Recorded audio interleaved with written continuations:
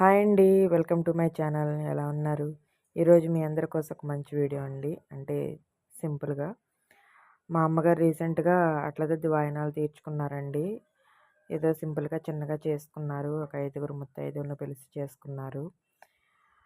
అది మీకు కూడా చూపించాలని ఒక కారణంతో ఈ వీడియో చేశాను. చూస్తున్నారు కదా! వాయినాలన్నీ చేశారు.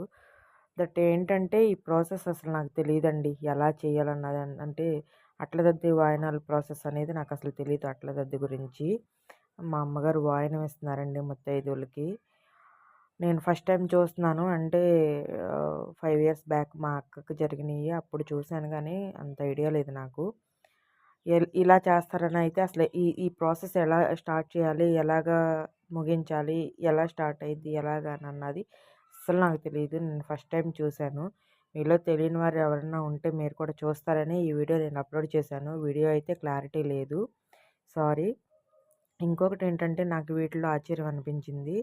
మగవాళ్ళు కూడా పోతురాజు అని ఆళ్ళు కూడా వాయనం తీసుకోవాలంటండి.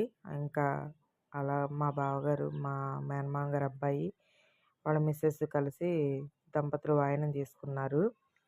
చాలా సింపుల్‌గా అనిపించింది. చాలా ఉన్న దాంట్లోనే మా అమ్మగారికి ఉన్న దాంట్లోనే చాలా బాగా వాయినాలు తీర్చుకున్నారు.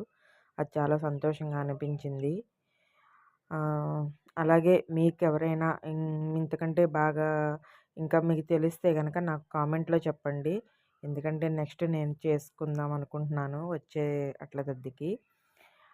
ఎవరైనా సలహా ఇస్తే దాన్ని బట్టి నేను ప్రొసీడ్ అవుతాను. ఓకేనా? మా అమ్మగారు వాయనం ఇచ్చారు. పాపం నిలబడలేకపోయారండి. అంటే ఒక కాలు కింద సనికలు అంటారు కదా! దానిపైన ఒక కాలు మంచం మీద ఏసి వాయనం ఇవ్వాలంట.